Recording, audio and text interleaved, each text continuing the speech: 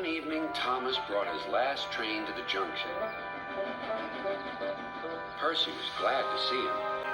"Are you on your way to the big station, Thomas?" "Yes, I am. Why?" "Because I'm going there, too. I think something's up." Toby looked up at the sky. "Where?" "Not up there. Down here," laughed Thomas. "How can something be up when it's down?" Thomas was too excited to explain. "Bust my buffers. Look over there."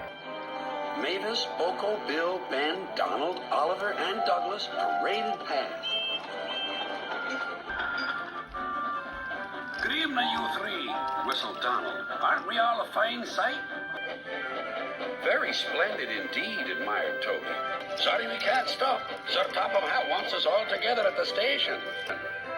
"What is this about?" asked Thomas. "Sir Topham Hatt has a plan," answered his driver. "Come on." So they followed the other engines to the big station at the end of the line.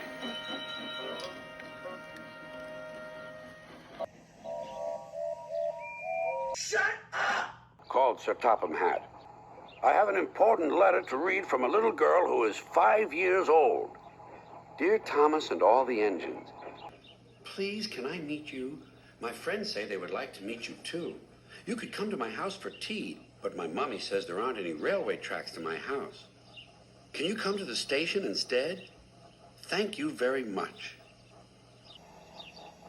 "It seems," continued Sir Topham Hatt, "that there are many girls and boys who would like to meet you. Therefore, we are all going to the big city far away."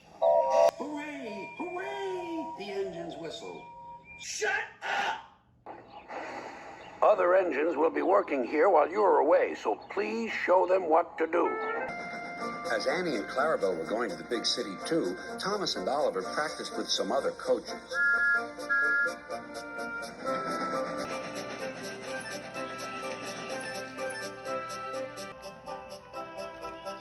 Thomas grew more and more excited. Too excited for his own good. "I'm glad I'm a splendid engine," he puffed. "Sir Topham Hatt thinks I'm really useful. I had a race with Bertie once. I whooshed through the tunnel and stopped an inch from the buffers." Then Thomas made his mistake. "Just like this," he boasted.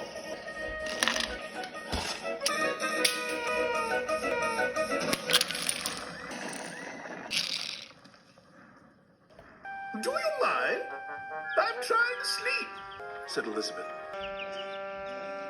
No one was hurt, but Thomas's front was badly bent. They telephoned to Sir Topham Hatt. "I'll send up the workmen," he said. "But if they can't mend Thomas in time, we'll have to go to the big city without him." Poor Thomas. 8 o'clock next morning, the engines waited at the junction. Toby and Percy were each on a truck, and Duck had pushed them into place behind Edward. Gordon, James, and Henry were waiting to lead off. They whistled impatiently. Sir Topham Hatt looked at his watch. "I'll wait 1 more minute for Thomas, then we have to go."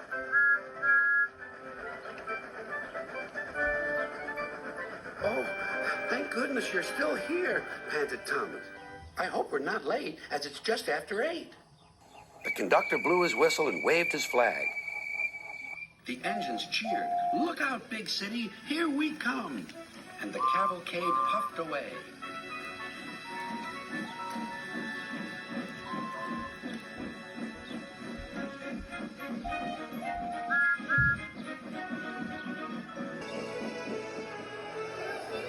Later in the big city, all the engines were lined up in a splendid shed. The children were delighted to meet their friends. "I'm glad the little girl wrote to us," whispered Thomas to Percy. "Isn't it wonderful what happiness a letter can bring?"